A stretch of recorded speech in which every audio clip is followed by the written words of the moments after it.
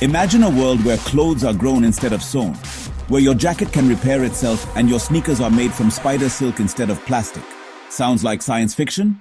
Well, it's science, powered by synthetic biotechnology.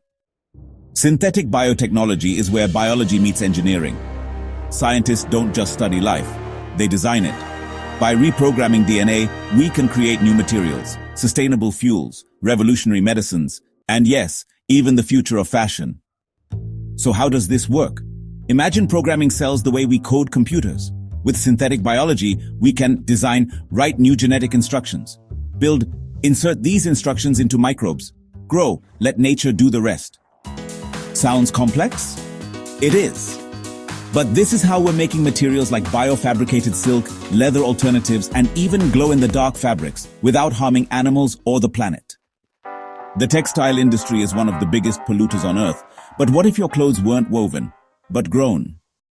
Thanks to synthetic biotech, companies are already growing spider silk stronger than steel, made by engineered microbes, mushroom leather, a cruelty-free, biodegradable alternative, and self-healing fabrics, clothes that repair themselves just like your skin.